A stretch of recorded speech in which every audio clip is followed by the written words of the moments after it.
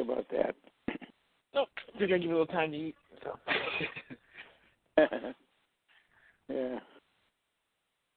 And how are you? Hanging in there, you know. Yeah. Trying to stay above water. That's good. And how's Jerd? I saw that he called as well, but I wasn't available at the time he called the last time. He's doing well, I guess. Yeah. He had his birthday a few weeks ago. Right. Yeah. We're all getting old. Yeah. Well, let's hope that the electric company allows us to get old because, as you know, I've been working on a project of trying to figure out what's going on under this house. Right. And discovered earlier in the year that number of things had happened in the house over the period of time we've been here and before that are linked to charges of electricity coming into the house and a magnetic field being created along the side and under the house, which, before we two people who had lived in the house died here, and they weren't really old people, more in their 60s, I believe. One birth here resulted in a mental handicap, and started doing some research on electro-magnetism. Oh, really? And a guy by the name of Michael Faraday, dating back to the late 1700s, the early 1800s, and I guess he basically did most of his experiments in about 1833. And I had the cell come over. They brought a magnetometer and checked out the side of the house and said that there was a magnetic field that could, in fact, explain the interference with things that occurred inside the house, including people who lived here for a long time. Apparently, you can have an interference with the neurons in your body, everything that deals with an electrical kind of circuit within the body can be interfered with by a magnetic field.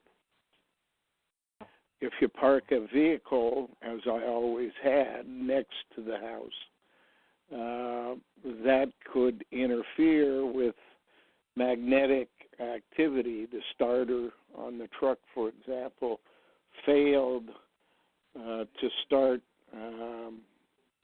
3 or 4 times in the last couple of years, and I had to have the truck towed to Canadian Tire and pay $150 for the towing, and they would make it work, but not tell me what had in fact happened. And a magnetic field can affect the starter, I'm told, the part called nettle that's in there. But we've had a lot of things, like the big screen TV has failed. Really? The TV was an old one dating back to the 1990s, but it failed in a strange manner, and half the screen is on, the other half is not on. We bought a washing machine last year to replace the one that died in the basement, and all of a sudden it stopped in the middle of an operation with clothes being washed in it, and you can't get the thing to start up again.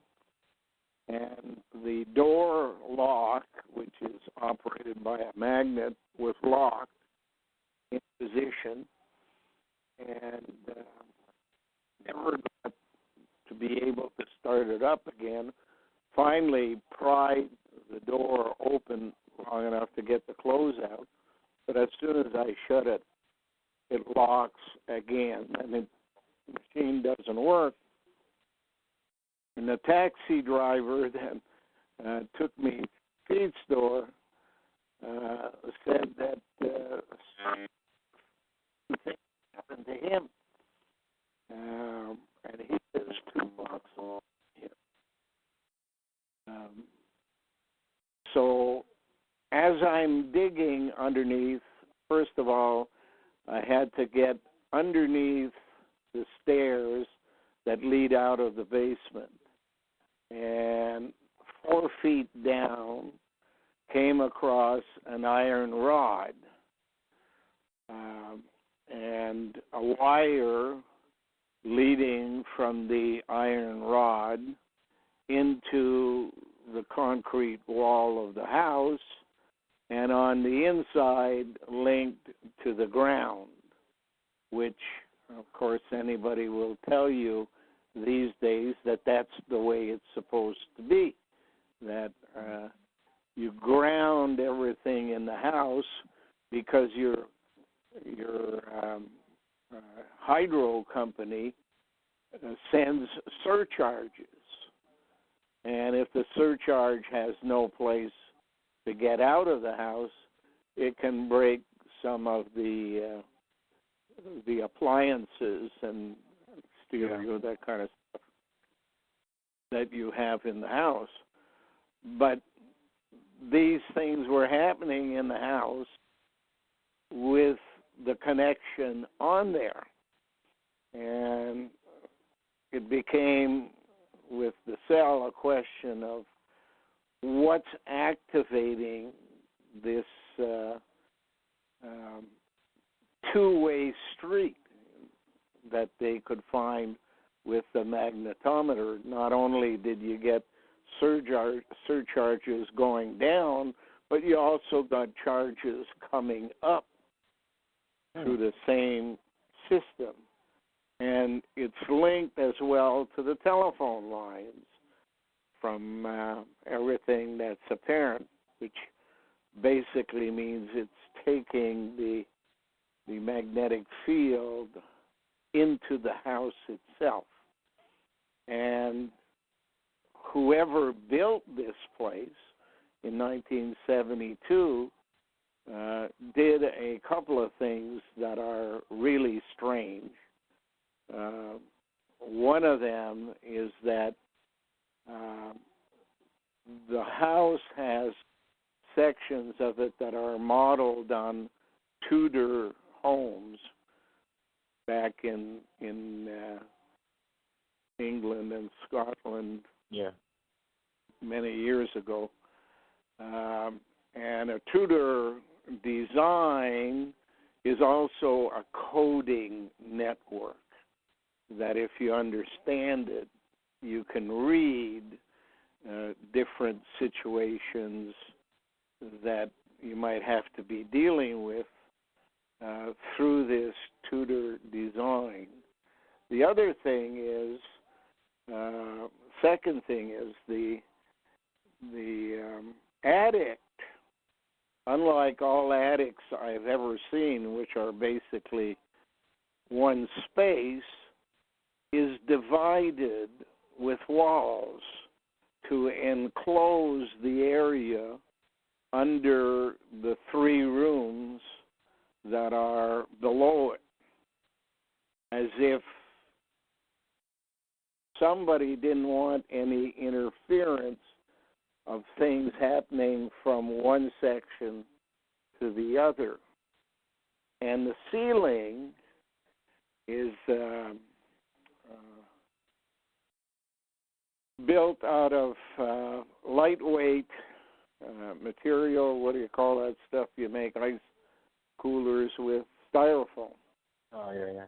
And that wouldn't make any sense. But I'm told that with a magnetic field, it acts as a container.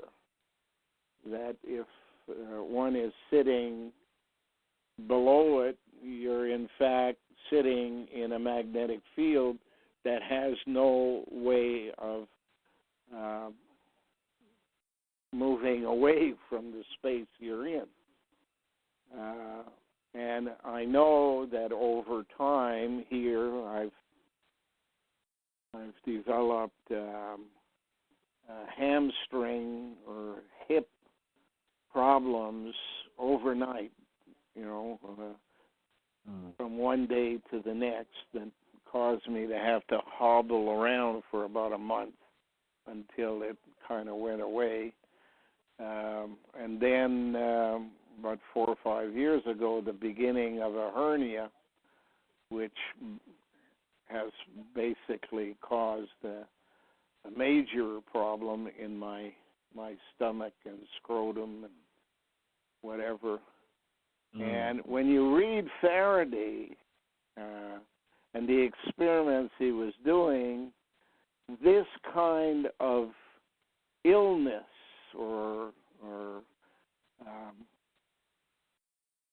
muscular or neurology problems seem to pop up in the people who are working on the experiments, including himself, which includes things like Alzheimer's or senility or heart attack or lung problems, anything that requires muscular activity like the brain and the heart and the lungs to make things happen are basically small electric charges that cause them to occur. So I was digging down, so 4 feet of earth pulled out from under the stairwell to be even with the driveway, and then see this rod popping up. And then I keep on digging a foot down, 2 feet down, try to budge the thing, and it just won't move at all. The rod is a steel rod. The diameter of which would equal, say, a nickel. And it had the connection for the wire on top that leads to the power supply in the house, that kind of stuff. You have a lightning rod too? Eh? Do you have a lightning rod as well? Or? Oh, there's no lightning rod. Apparently, they don't put lightning rods on houses anymore. And they don't even put a rod as a ground anymore. They've replaced it with what they call a plate, which is a kind of a rectangular steel flat plate with a connection for the wire that comes from indoors. So I got down 2 feet, can't budge it, tried to pull it out using the truck when I had the truck, wouldn't budge. Truck wasn't able to make it move at all. If it had been just a rod kind of nailed or hammered into the ground, it could have just as well come out in the same way that it went in. And of course, you're dealing at this time of the year with water as well. And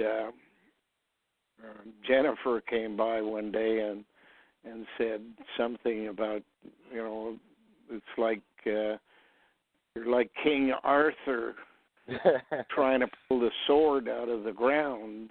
Right, sword the stone. It doesn't come out. You got to find the right person to be able to pull it out. So you think it might have legs? Every day I kept digging down, and I had to remove the concrete slate that had been the top of the stairwell so it wouldn't fall on my head. And notice that standing in the hole looking at the rod, it had been put in on an angle.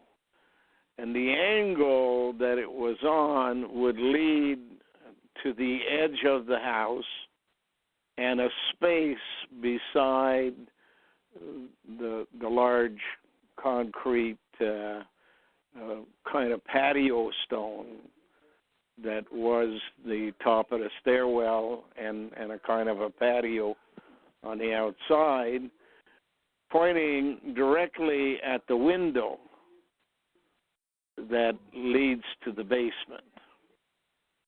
And the wire, of course, would run from the pole to the house and along the wall and then in at the place where the power supply comes from.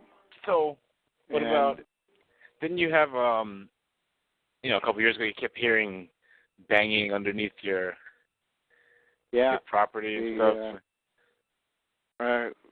Many of the people who've come here and have stayed here have made comments that they could hear noises during the night. Megan, whose RV is parked next to the house, also said that she would hear noises. And the cell asked me at one time to go to the smaller room in the middle on the ground floor, not the basement, and see if I could hear what they could hear. And sure enough, there is a noise that is not always there, but when it is, it's in kind of segments of about 10 seconds, stops for about 5 seconds, starts up for 10 seconds, stops for about 5 seconds. So something down below. What does it sound like exactly? And, it sounds to me like a conveyor. I don't know if that would be, but it sounds to me like what I heard in my younger days when I'd go to the beer store. And at the beer store in Canada, you don't buy beer at the grocery store. You have to go to a beer store. So all they have is cases of beer with bottles in the back, and then they take the order. Excuse me. Just talk about beer, and I get a sore throat.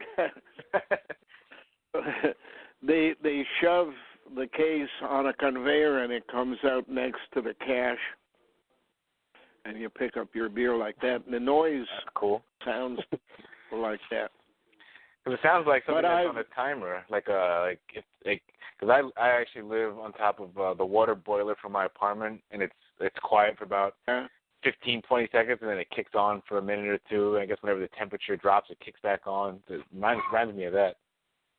Yeah, in an apartment, it would be an ongoing process almost of on and off, because there are a lot of people accessing it. In any event, I got down to about 4 feet, and I could see that I could push the rod,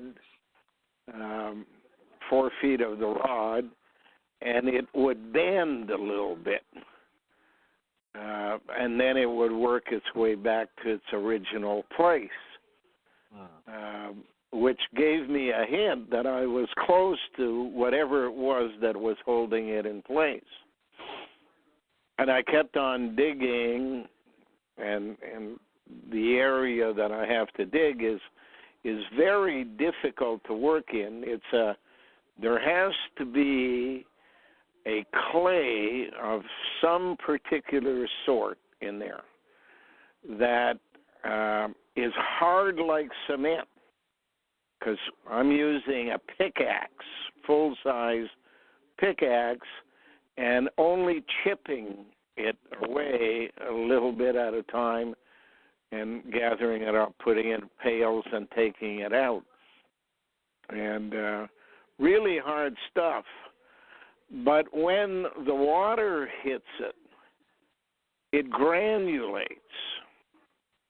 Not very deep at any one time, but just the part that's touching the water.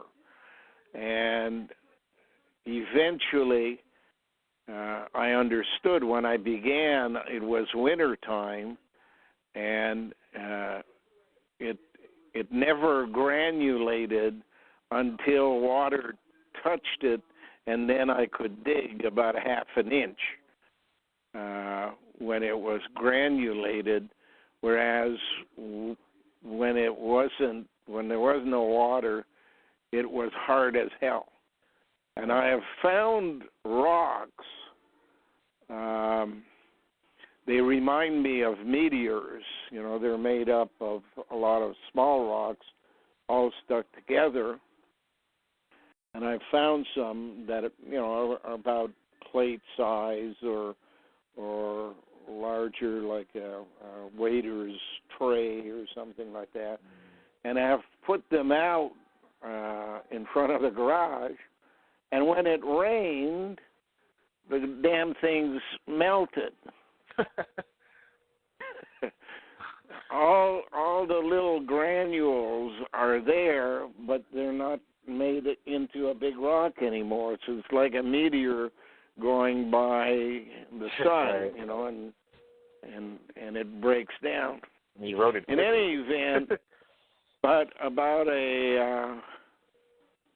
3 weeks ago, I was at 5 feet, and I met the guy 5 feet plus the 4 feet that was on earth on top. So getting close to about 9 feet into the ground, wow. I met the guy who used to date the young woman that lived here at the time, and we're next door neighbors for a while. He doesn't live there anymore, but he comes there. And he said, "Oh no," he said, "what you have is just a rod for grounding." He said, "I have 2 on my own house. They're 16 feet long." Wow. And I said, 16 feet? That's almost 2 stories. Doesn't make any sense. How could anybody hammer into the ground a 16-foot rod? Especially that thin. You'd have to be standing on a balcony coming down, and I'm not sure that anything you do at the top would have much of an effect on the bottom of it. And also, it's thin too, right? It's very thin, you said. So yeah. That's not, you can't really... Yeah, 5 cents, you know. So I kept on digging, and I'm at 5 feet, and it's getting dark, and I'm pulling on it, trying to bend it, see how far it can bend without, finding out what the hell's holding it, and I just can't move the thing. So I leave it until the next morning. And then I get down in the hole the next morning, and I put my hand on it, and I almost fell over with it. It just pulls out of the ground. Huh. And it was 6 feet long. And it just pulled out with my hand. And the only thing, because it wasn't raining or anything, the only thing I can think of is somebody shut the magnet off. That would also, by the way, explain King Arthur's. Yeah. Everybody's trying to pull it out while the magnet's on. You never get it to move, but somebody shuts the magnet off and it just slips out. Because it sounded to me like so I'm looking at it, and I have this thin rod placed on an angle, 70-degree angle, 6 foot long, and the part that's in the ground is pointed.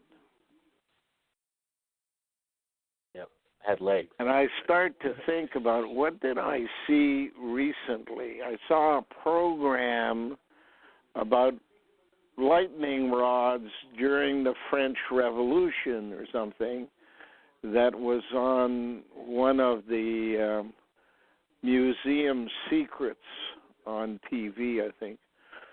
And they said there are two things that attract lightning. One is something skinny and tall, and two is something pointed.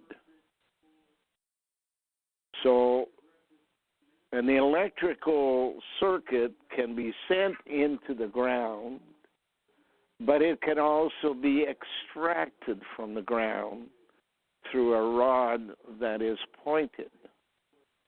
That's why they've switched from rods to plates. Today, they don't use rods as grounds. I spoke to a number of people in the electrical business in Kempville and stuff. And I bought one of the plates just so I'd know what it is that they were talking about. So we have a situation here where, and you've probably seen it, unless you keep the sink and toilet very clean with some special cleaning formula, you get yellowing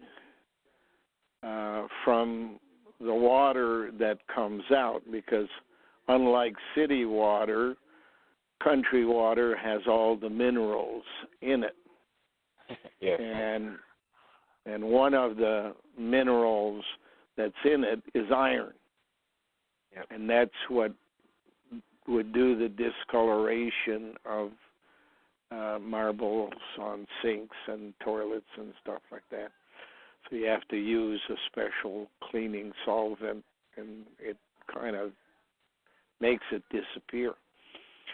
But I was sitting there thinking about all of this, and 3 or 4 times hydro has shut off power in the 14 years I've been here, long enough and in the right season for water to rise in the sump pump and beyond, and the pump not being on, the water would go onto the floor in the basement.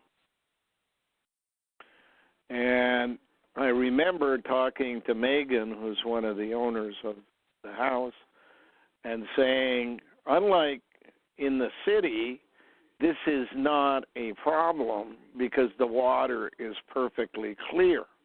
It's like washing your floor rather than in the city you might get sewage. And that's not a problem. When they finally turn the power back on and the sump pump starts working, well, you just turn on the furnace and the heaters and the blowers and you let it dry out, and you haven't done anything that causes the normal problem of flooding if it was water coming on land, from rain on land, rather than from water coming up from underground. So never worried about it much until I started thinking, hey, there's iron in the water. We know that because all water has some iron in it, and in the country you're not dealing with any water distillation by the municipality or anything. There's iron in the water. When it comes into the house and lies 6 inches deep in the basement and then washes out, you believe that it's all gone. However, any rug that's on the floor that you've dried out, and happy to have had the opportunity to wash them, you don't realize it, but what in fact you have in that rug is iron. And that would aggravate the effects that come from electromagnetism. Electromagnetism is so bad that over time, over a period of a lifetime, say 60, 70, 80 years, it will create things like Alzheimer's and senility and lung disease and cancers and heart attacks and mental illness in babies that are born to mothers who've lived in the house for a long time, that kind of stuff. It's so bad that the President of the United States, who's in the process right now of replacing Air Force One, have a number of stipulations that must occur before the plane is acceptable as Air Force One. And at the top of the list is it must be shielded from electromagnetism. Yeah. So what do you do about a place that underground has what is known as the Canadian Shield? And as a ceiling on your top floor is material designed to contain magnetism to the floors below. And you have the people who can vouch for the fact that they have suffered depression or physical hand manipulation problems. My fingers often lock in place. I have to pull on them with the other hand to get it loose. And problems with the hip and the muscles in the legs, so that I've spent, at least on 3 or 4 occasions, a few months hobbling around dragging my leg behind me. So all of these things seem to be directly related here to the Canadian Shield and enhanced and activated by the activities and wiring systems of Ontario Hydro and Bell Canada. So although the people around us are going to be saved from the Lou at the Sioux and any flood, major flood, that would engulf the northern United States and the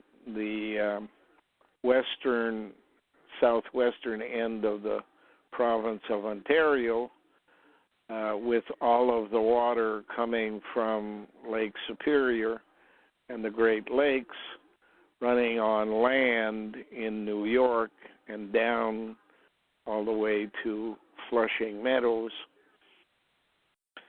Although we have, because we're not knowledgeable, because it's not part of the education network, have believed that we would be free of that flood and therefore safe based upon the scientific theory called isostasy.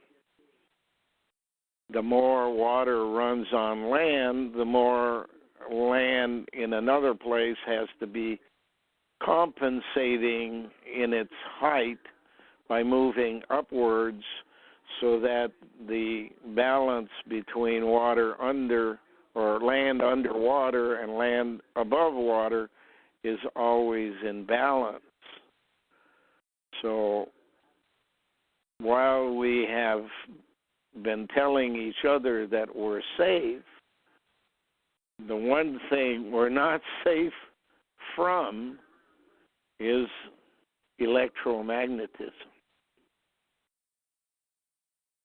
Now, you add the fact that when the water runs out of the Great Lakes, it runs past Canada's former nuclear collection site and releases gases from that area called radon. So in the Bible, when they talk about God saying he would never kill everyone on earth with a flood again, it's because God had two more ways of killing them. One with gas and one with electromagnetism. And I would suggest to you that the Ark of the Covenant is an electromagnet, and that they don't carry it on poles by accident. It's because they've been told they have to stay a certain distance away from it if they do that carrying around for a long time. And don't forget that on top it's got something that looks like a pair of wings, which could very well be the gap in the electrical current that, when turned on by the magnet, would give the appearance to those people of a snake jumping across from one to the other. Yeah. So we're learning all kinds of lessons, and they don't like me talking about it. And yet I'll continue to talk about it, even at the expense of my health,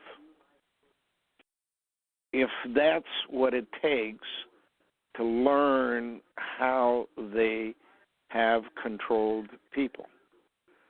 You got to remember that in the time before the Ice Age, when the first religion was concocted, I guess is the word, the name that we give to that religion is voodoo. And voodoo's principal element was that it could affect people at a distance, i.e., remote control. Yeah. The best way to control people at a distance physically, take a penny, put it on a sheet of paper, put a magnet under the sheet of paper and move it around, you'll see the remote control is not apparent to those looking down on it, but only to those looking up from underneath the sheet of paper.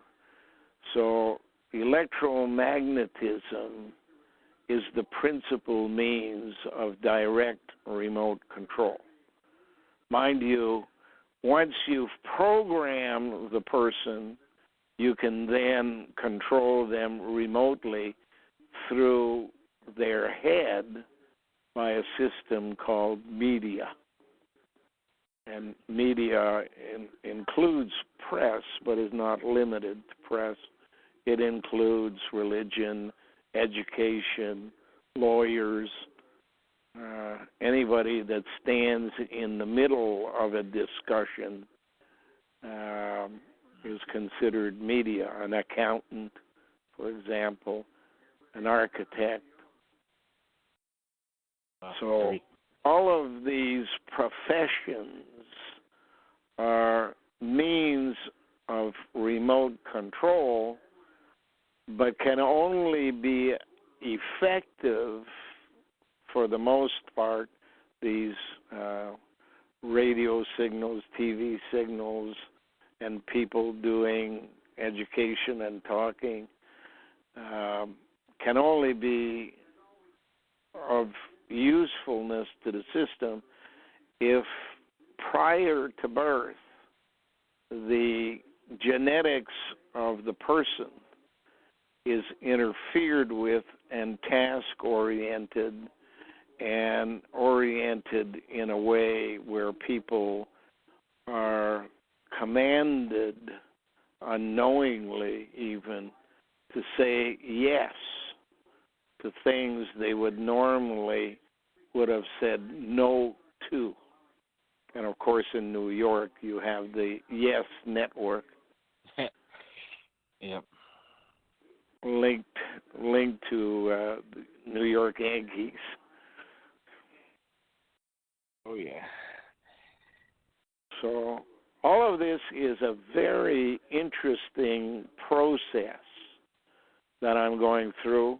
Unfortunately, the ramifications, such as the truck breaking down, Jennifer's tooth problem, and her hands and feet being stiff, my problems with a hernia and an ulcer, of course, can all be related to the physical aspect of remote control, which is electromagnetism. So that might, I have a quick story for you. Maybe this could, I don't know, like my father was it last week or almost maybe 2 weeks ago? He was, he lives in North Carolina now, and he was picking up my sister, my younger sister, the one I went to Japan with, and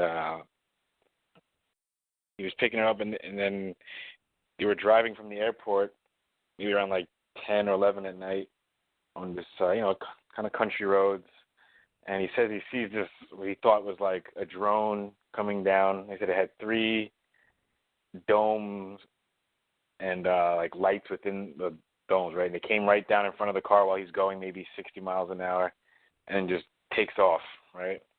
He thought it was like a government drone or something, whatever it may be. And then about an hour later, he's driving, And, car next to him, they're probably doing about 50, 60 miles an hour, car next to him, cars behind him, and he sees this shadow go in between his car and the car next to him and hit his door. And actually pushed the whole, he has a SUV, GMC, and it just pushed the whole thing over to the right, all four wheels at the same time, maybe a little bit off the road. And then he got back on, and then so he pulls over a little bit later, and he sees this huge dent in his door. And while he's driving, he noticed the car next to him nothing was phased, almost like they didn't see it. There was nothing. No one had their brakes on. No one reacted to seeing this shadow thing coming over, but he could see it coming over to his car, and then just hit the side of his door. And he even brought it to the auto body shop, and the guy said he's like, what happened? He just told the guy that he hit a deer, because how's he going to explain that kind of thing? And the guy said, well, there's no blood, there's nothing here, and he pulled off the molding, the side molding on the door, and he said, look, the metal is folded, which instead of just sticking straight in, the metal was folded, and it was like everything was melted. The plastic components were melted in the door. And he's like, if you hit an animal, how come nothing hits you on the side of the door? You'd hit it in the front, on the grill. If you hit a deer or something, you always hit it in the front first because you're going into it. It's this was on the side of the door. How did something hit you on the side of a door going that fast and move your car over? So. Yeah, there are a lot of things that can be explained if one understands magnetism. Something can get drawn into it. Right. Cloud of iron filings, some pressure of air. Mm-hmm. So what do you think would do that? Well, there are too many options to me now to be certain of any single one of them. Yeah. Are they trying to show they're watching my dad? They're trying to or you know what I mean? They're trying to. It's some kind of message, because before he's seen stuff for years and years, his whole life, those kind of unexplained kind of things. But this is one of the first time that actually proof of damage to his vehicle. Now it's he almost got ran off. Now it's physical. You can tell these kind of stories to people and they don't believe you, but then when it actually now there's a physical thing that happened, it's if you have some. Think of a bullet of air shot off by something or sucked up from someplace else, heading for metal or whatever. Mm-hmm. Magnetism and compression and all kinds of things could be the end product, but we don't know what we don't know. Yeah. If we don't understand the consequences of magnetism, we can live for 50, 60 years in it, not knowing that some of the events that happened to us were manufactured, didn't just kind of happen I got cancer, happened, right. I got a heart attack. Yeah, I'm sure, yeah. It's all invisible. these things that they sell pills for could be pills that reduce the power of the electrical charge which is being inserted into your body and diverts the normal electrical charge that, say, makes your heart pump or makes your lungs draw and exhale air. It wouldn't take much in the way of current. We are basically water with iron floating through it. Well, that's the thing. They could be giving you, like you're saying, pills or something that could increase or decrease something and make you more conducive, and right? Like you don't know what.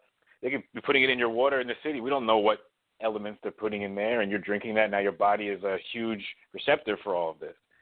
You know? Yeah. Could even come secondhand through fruit, for example.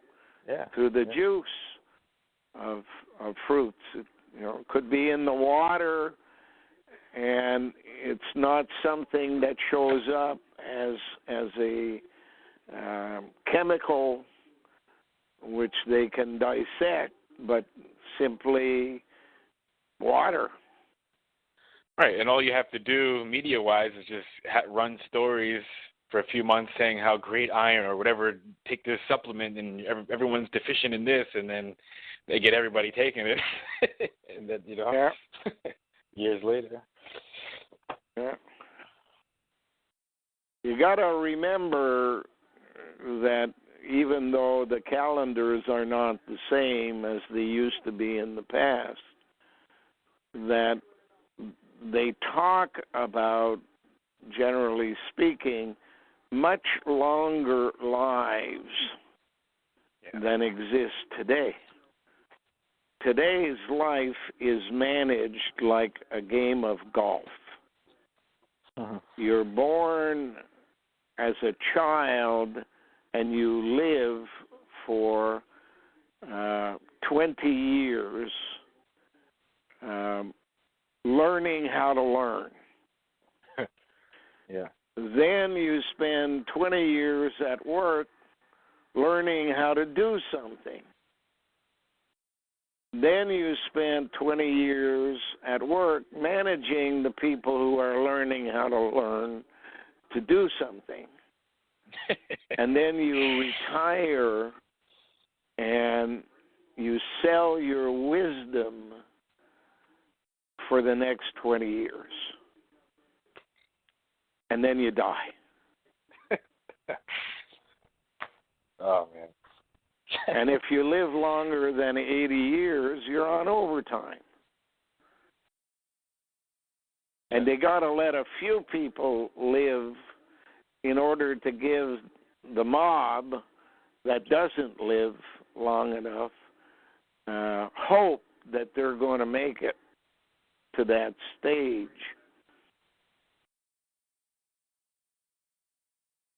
Yeah. Where the government pays you instead of you pay the government.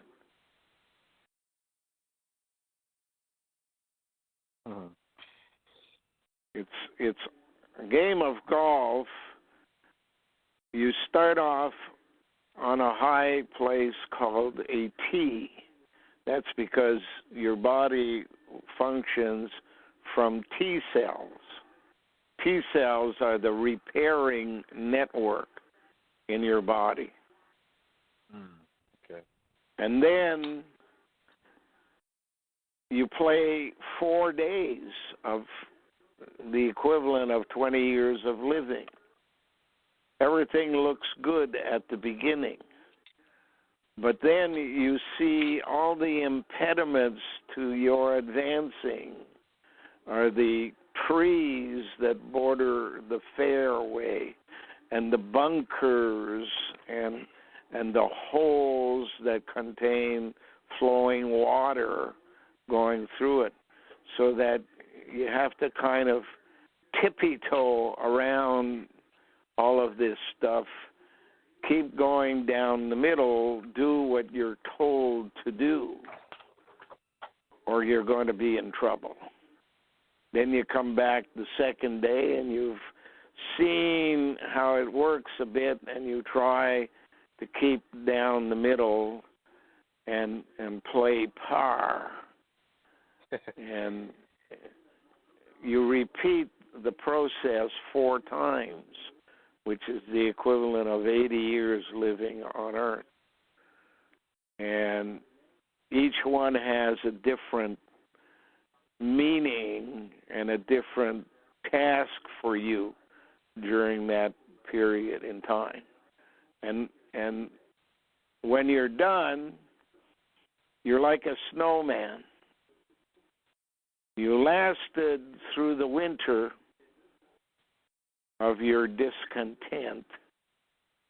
And when you start feeling good again because the sun come out, you melt away and die.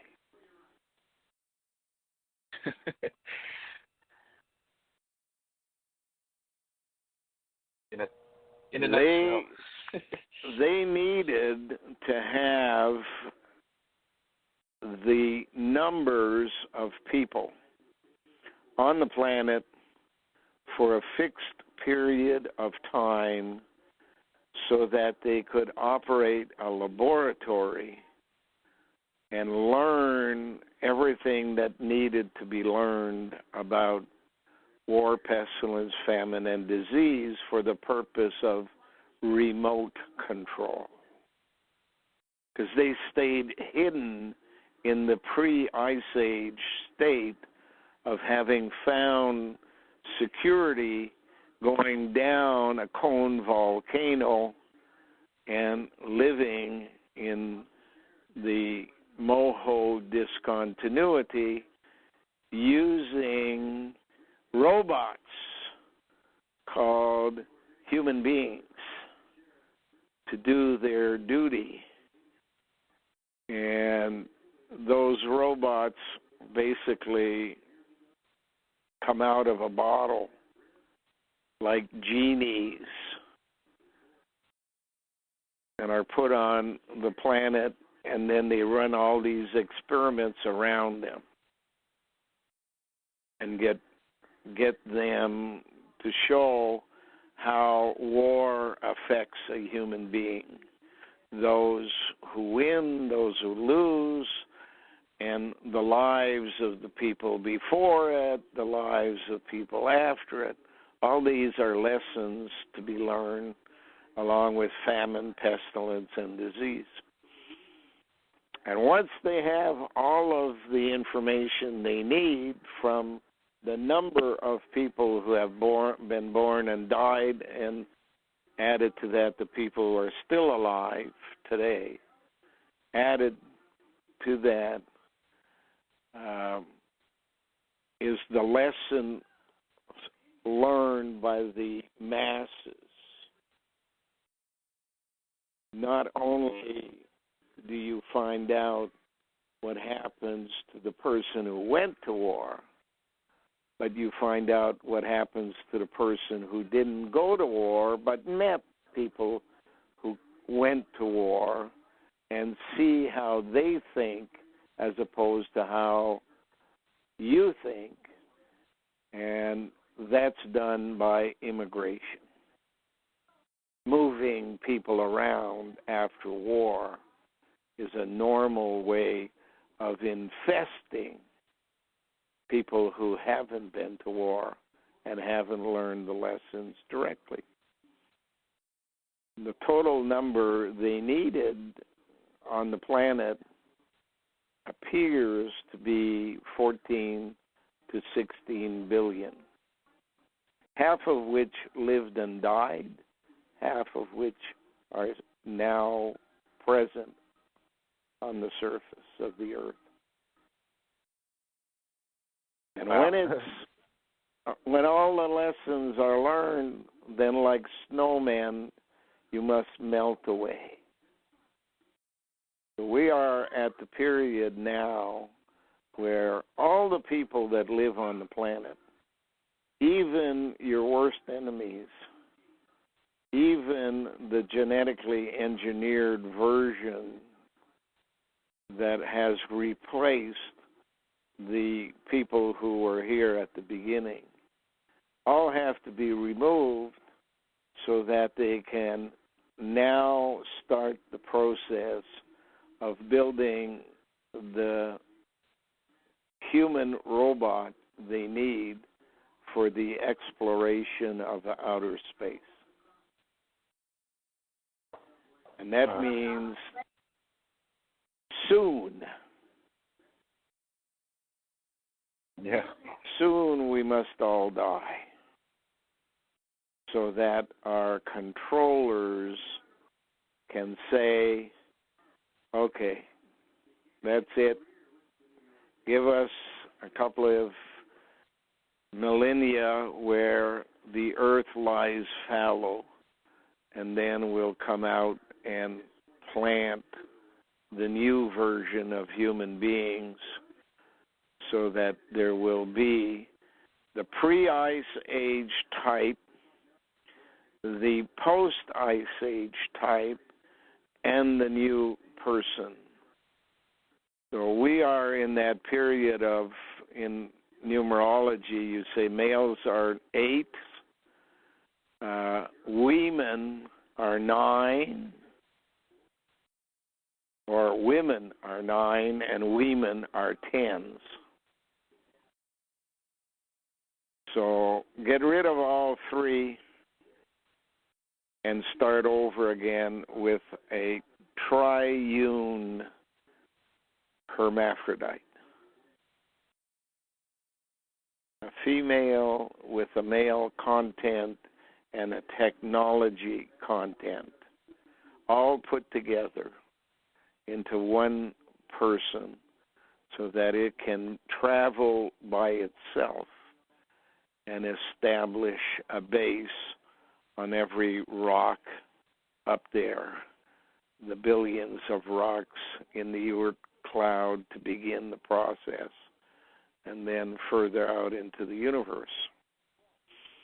Creation, on the other hand, said, that's not my plan for the universe, and therefore I'm going to gather up all of the people who are not responsible for all the injustice that occurs. And it won't be a big crowd, but it will contain the leadership that's needed for the future. And I'll attach them to the people who lived and died, the 7 to 8 billion who lived and died, but had no responsibility in making the mess they're in. And together, I'll take them out of this universe through the back door and put them at a place where they can continue progressing without the interference of the genetically engineered, task-oriented dummies that were created by the blue and gray nuns. Yeah. I know. The blue nuns, by the way, moved out of Germany and went to Jerusalem during the Crusades and never left. They come from an area around the Golan Heights today to run Jerusalem. But in the Golan Heights area of Syria, they did all the genetic engineering that was required for Europe.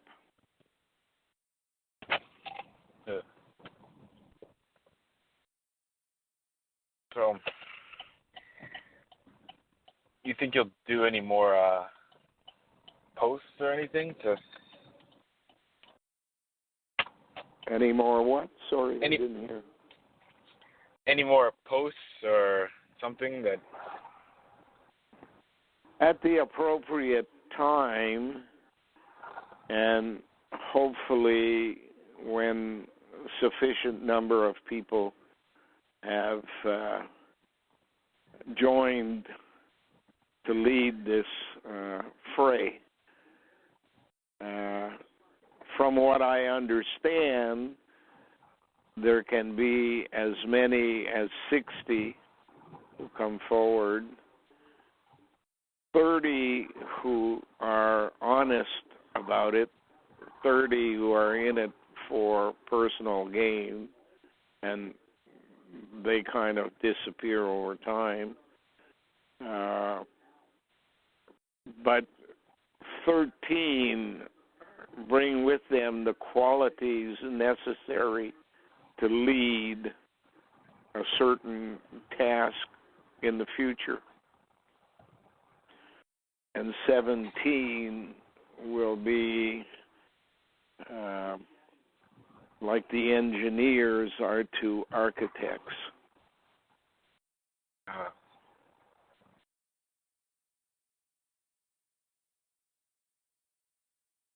The architects are the leaders who see the future by understanding the past. The 13 lead the way with knowledge, but 17 carry out the projects that the philosophers, the thinkers, have put forward.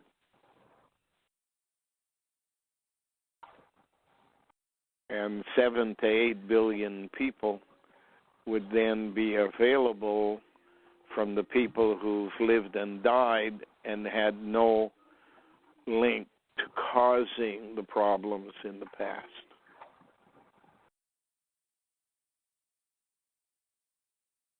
They'll have to meet on the farm, I guess, huh? That's where it all begins. That's where it all begins.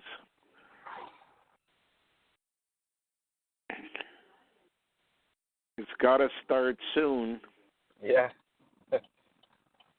By the way, the farm is 34.2 acres, which I am told is exactly the same size as the complex of the temple in Jerusalem.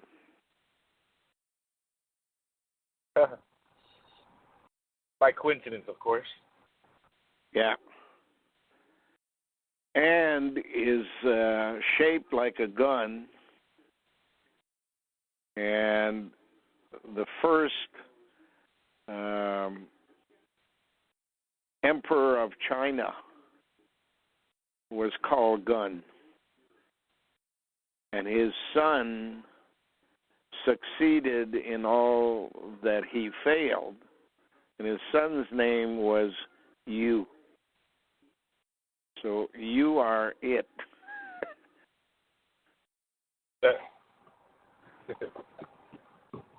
You are it. Yep.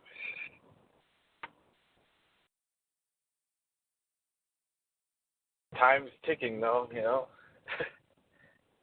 Yeah. If you can think of someone that has a vehicle, especially a truck, and wants to spend some time on the farm, that would be helpful. Well, where I live, not too many people have trucks. Yeah. As a matter of fact, Jennifer's car, Honda, which she is not allowed to use in Canada as a refugee, would be available for a trade-in. If somebody has a truck, they would rather trade for a Honda. We have one of those. But the farm needs a truck. Have you looked on any circulars to see, you know, what a used truck is going for now? Like what you're looking for? The range would be about the same value as the car, which has been evaluated at $10,000 to $12,000. We would be ready to trade it in on a truck that has a value of $7,000 to $12,000 range.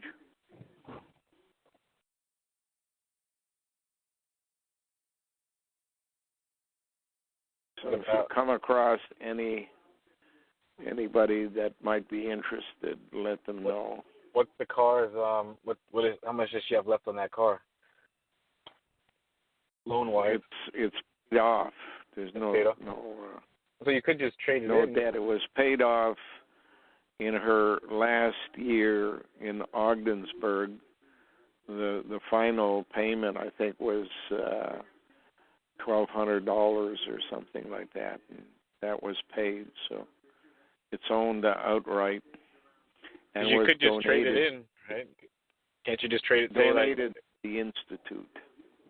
Could you trade it in for, say, like a truck that's $8,000, and then you guys can get $2,000, or sell it for $10,000? I would rather that it be done here than through a dealership. Well, I mean, say you have a private sale, like you put it on in the paper or something, listed for 9 or 10, and then you get the cash, and you could buy something that you can use. There's always technicalities when one came in as a refugee. And I don't want to complicate the issue of selling and then having money, and she's not supposed to work, or not supposed to be a part of the Canadian economy. That's why I keep thinking the better way would be an exchange. But she can gift it to you or the institution. She has gifted it to the Institute. So it would be the Institute trading it for a truck. But, I mean, essentially, like what you're asking me is the same as if you found a private seller, some kid who wants a Honda up by you. Yeah. And he has a truck on that they could just trade you. Yeah. See, sometimes, say a male has a truck and dies, and the woman is left alone, and she would rather have a small car than a truck. That's basically, right. I think, where this thing will develop. Both get a good deal and get what they're looking for. You need one of those weekly circulars to check for that. Yeah.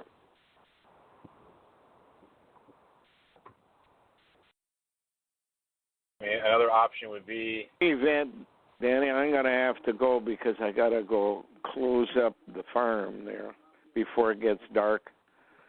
Okay. All right. And thank you for your assistance and your help, and you're welcome to come anytime. Thank you. Appreciate that. Help whenever I can. For as long as I can. Say hi to Jared. I will. All right. Say hi to Jenny. Okay. Yeah. Okay. Bye take care. for now. All right. Bye. You too.